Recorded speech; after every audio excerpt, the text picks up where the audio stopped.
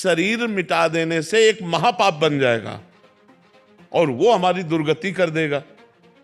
तो ये जो लोग सोचते हैं कि मैं कर लूं समस्या का समाधान हो गया, बिल्कुल नहीं, भारी समस्या मोल ले ली। और ये सोचना कि शरीर को मिटा दें, ये कोई समस्या का हल नहीं है। एक स्थिति आ जाती है, कोई भी विपत्ति हमें परास्त नहीं कर सकती,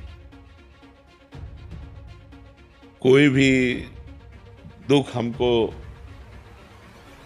उदास नहीं कर सकता।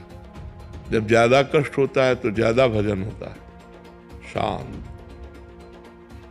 जब ऐसा लगता है शरीर छूट तो नहीं जाएगा तो एकदम भगवदाकार वृत्ति, भगवान आ रहे। निरंतर भजन शब्द से हम कह रहे हैं कि इस पर सुधार करो। निरंतर अभी नहीं हो रहा है। जिस दिन अव्यावृत भजनात् अखंड भजन होने लगेगा तो स्थिति आ जाएगी। अटूट विश्वास जब है तो टूट कैसे सकता है? कुछ भी हो, जोई जोई प्यारो करे सोई मोहि भावे। अब कुछ भी हो, अब क्या, जब आपसे प्यार किया फिर हम क्यों किसी से शिकवा करें? भगवान अब तुम जैसा चाहो वैसा खेलो, जैसा चाहो वैसा विधान करो, मैं उसी में राजी रहूंगा जैसे तुम मुझे रखना चाहते हो। इतनी विपत्तियां मनुष्य जीवन में, इतना संघर्ष है कि कदम कदम ऐसा लगता है यार अब खुशी हुई, और अगला कदम इतने दुख में पड़ जाता है कि लगता है कैसे निकल पाऊंगा इस दुख से। तो फिर एक सुख का प्रकाश आता है, फिर एक ऐसी समस्या आ जाती है, आगे तुम्हें परिणाम पता नहीं, इसलिए आप तो कभी कोई निदान है ही नहीं। हमको लड़ना चाहिए, संघर्ष करना चाहिए। हार जाऊं तो भी लड़ना पड़ेगा, हमारे पास कोई रास्ता नहीं है।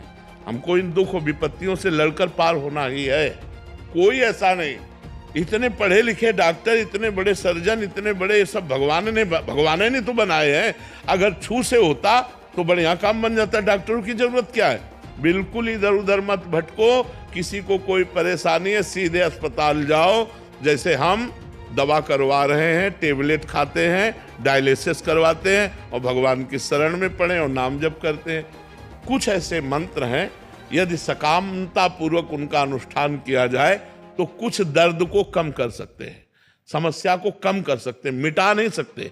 मिटाने की सामर्थ्य नहीं, प्रारब्ध भोग भोगना पड़ता है। नहीं, रामकृष्ण परमहंस जी इतने सिद्ध महापुरुष, उनके गले में कैंसर था। बड़े बड़े महापुरुषों के जीवन में कष्ट पाया गया।